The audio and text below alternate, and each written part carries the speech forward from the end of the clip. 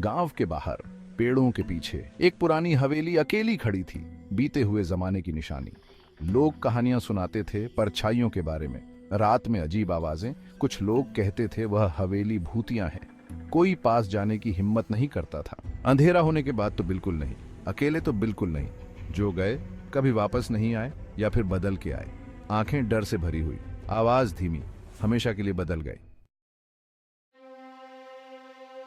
राहुल और उसके दोस्त जवान थे, जवानी का जोश। उन्हें इन कहानियों पर यकीन नहीं था।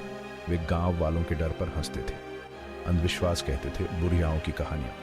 एक दिन उन्होंने शर्त लगाई, एक चैलेंज, उस भूतिया हवेली में एक रात बिताने की, सबको गलत साबित करने के लिए, यह दिखाने के लिए कि डरने की कोई बात नहीं है। उन्होंने अपना एडवेंचर प्लान किया, सोच समझ के, चुपके से। रात को जाएंगे टॉर्च के साथ और एक कैमरा, सच्चाई को कैद करने के लिए। जैसे ही सूरज डूबा वे मिले गांव के बाहर। घबराहट और उत्साह दोनों था। तैयार थे, या उन्हें ऐसा ही लग रहा था। Section 4, darkness falls. जैसे ही वे हवेली के पास पहुंचे, हवा ठंडी हो गई।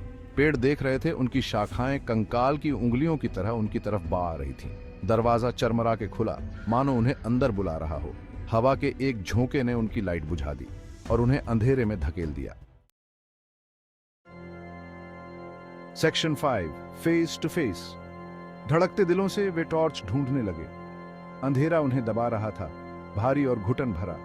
उन्हें महसूस हुआ कोई उन्हें देख रहा है। दालान में एक रोशनी दिखाई दी। एक आकृति वहां खड़ी थी, एक अजीब सी चमक में नहाई हुई। सफेद ड्रेस में एक औरत, उसका चेहरा परछाई में छिपा हुआ।